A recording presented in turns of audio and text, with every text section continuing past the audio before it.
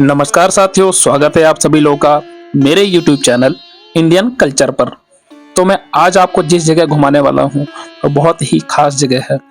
उत्तर प्रदेश के कुशीनगर में स्थित महापरिनिर्वाण मंदिर। यह पूरी दुनिया में बौद्ध धर्म के सबसे पवित्र मंदिरों में से एक माना जाता है। इस मंदिर में भगवान बुद्ध की 6.1 मीटर ऊंची मूर्ति लेटी हुई मुद्रा में रखी है। यह मूर्ति उस काल को दर्शाती है जब 80 वर्ष की आयु में भगवान बुद्ध ने अपने पार्थिव शरीर को छोड़ दिया था और सदा सदा के लिए जन्म और मृत्यु के बंधन से मुक्त हो गए थे, यानी कि उन्हें मोक्ष की प्राप्ति हो गई थी। भगवान बुद्ध की इस मूर्ति को लाल बलुआ पत्थर के एक ही टुकड़े से बनाया गया था। इस मूर्ति में भगवान को पश्चिम दिशा की तरफ देखते हुए दर्शाया गया है। यह मुद्रा महापरिनिर्वाण के लिए सही आसन माना जाता है।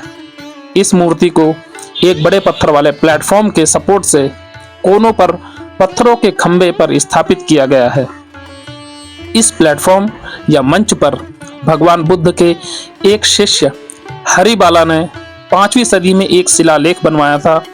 मंदिर और विहार दोनों ही एक शिष्य की तरफ से गुरु को दिया जाने वाला उपहार था। इस मंदिर में हर साल पूरी दुनिया से हजारों पर्यटक और तीर्थयात्री भारी संख्या में दर्शन करने के लिए आते हैं। यह उस मंदिर का प्रांगण है, यानी कि विहार। बड़ा ही खूबसूरत और मनमोहक दृश्य है यहाँ का। आप जब भी यहाँ पर आते हैं तो आप इनको एकटक निहारते ही रह जाएंगे, इतना ही खूबसूरत नज़ारा है। यहाँ पहुँचने के लिए जो सबसे निकटतम हवाई अड्डा है वह है गोरखपुर का, उत्तर प्रदेश का जो गोरखपुर है वहाँ का। इस मंदिर को श्रीलंका मंदिर के नाम से भी जाना जाता है। यह मंदिर गोरखपुर हवाई अड्डे से 53 किलोमीटर दूर है।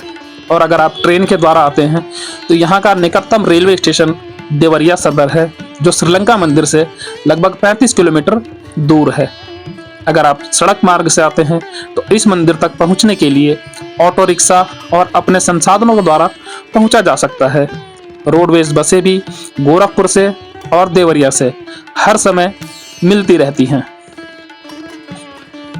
गौतम बुद्ध के बारे में सबसे खास बात यह है कि जिस दिन उनका जन्म हुआ था उसी तारीख को उनको ज्ञान की प्राप्ति हुई थी और उसी तारीख को उन्होंने मृत्यु को प्राप्त किया था। यह खास बात गौतम बुद्ध के बारे में कही जाती है। माना जाता है कुशीनगर में इसी दिन उन्होंने 80 वर्ष की उम्र में देह त्याग की थी। गौतम बुद्ध का जन्म नेपाल के लुम्बिनी में ईसा पूर्व 563 को हुआ था और 528 ईसा पूर्व बैसाख माह की पूर्णिमा को ही बोध गया में एक वृक्ष के नीचे उनको ज्ञान की प्राप्ति हुई थी। मध्यकाल में कुशीनगर कुल्टी राजाओं की अधीनता में पारित हुआ था। कुशीनारा 12वीं शताब्दी ईस्वी तक जीवित रहा और उसके बाद गुमनामी में खो गया।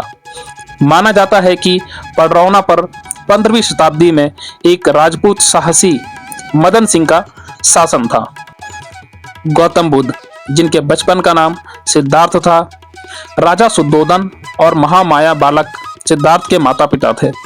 सिद्धार्थ की माता के निधन के बाद महामाया की बहन गौतमी ने इनका पालन किया था।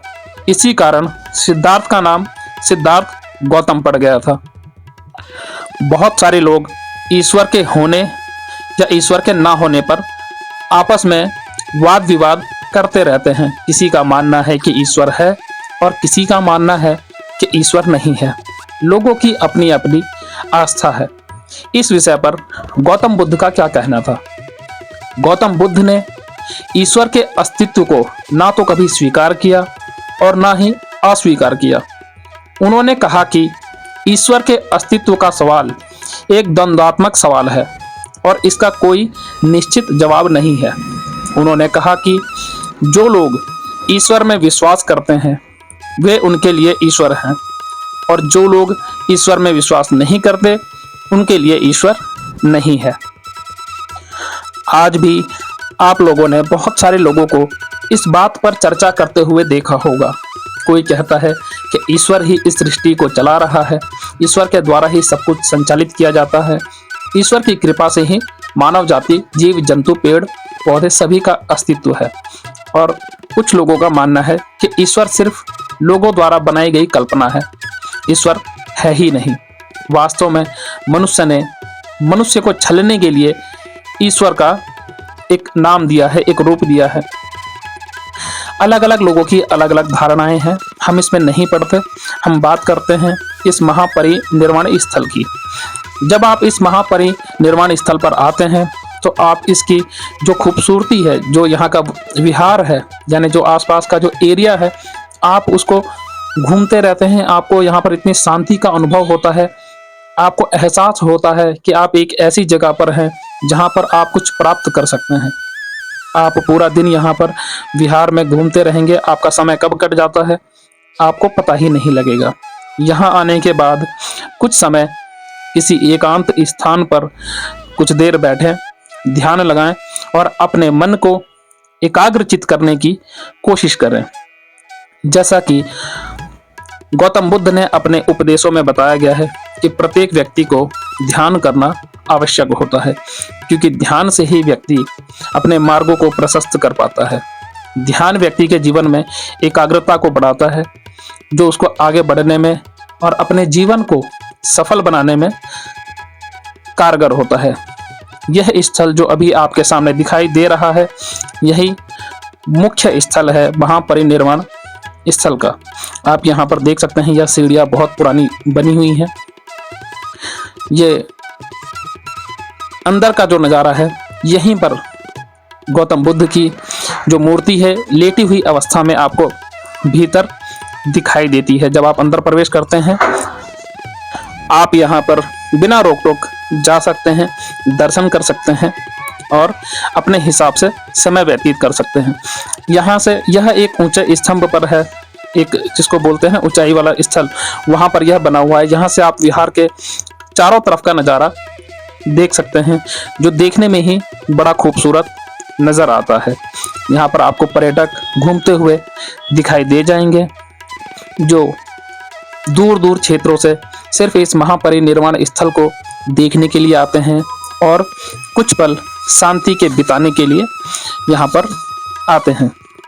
तो आप जब भी यहाँ पर आएँ तो निश्चित समय निकाल कर के ही आएँ, क्योंकि यहाँ आने के बाद आपका मन यहाँ से जाने का नहीं करने वाला।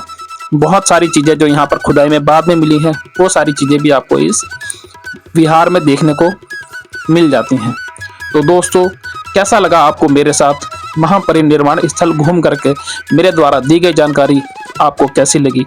अगर आपको मेरे द्वारा दी गई जानकारी, मेरे द्वारा बताया गया वर्णन आपको पसंद आता है तो आप मेरे वीडियो को लाइक करें, कमेंट करें और ज़्यादा से ज़्यादा शेयर करें, ताकि और लोगों तक भी यह पहुंच सके।